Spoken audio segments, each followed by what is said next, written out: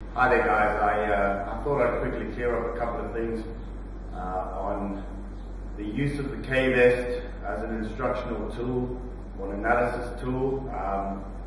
Obviously with some of the academies working on more and more towards 3D in the analysis process and biomechanics, etc. I just think it's important to firstly understand the limitations of a system such as the K-Vest. And just maybe go through a couple of things that we've covered in some forum topics and some forum posts that might be a little bit unclear, but hopefully we can shed some light on this and maybe just answer one of Patrick's questions as well recently on the forum. And I'd like to start by just very, very quickly try and run over a system such as the K-Vest, which is a 3 degrees of freedom system. Versus systems maybe like the one at Titleist, which is an AMM system, or Polhema system by LibertyX, which are 6 degrees of freedom systems, which basically means that with a K-Vest system or a BMS system, a body motion suit from iClub or any of these systems, do not have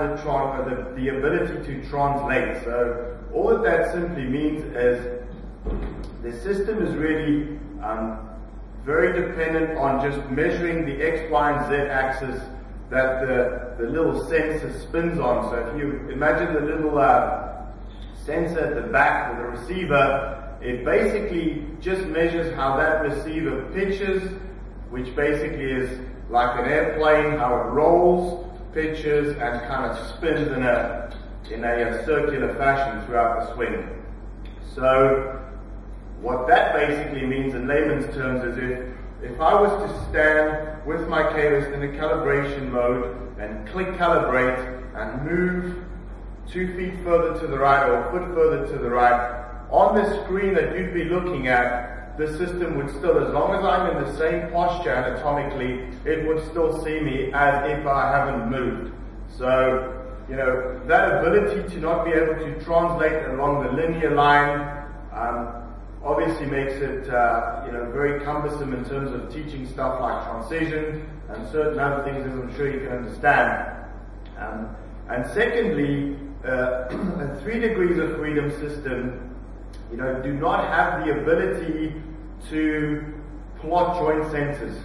anatomical joint centers. It basically just means that if I was having a sensor on my back, which I'll just illustrate in the front here on my chest,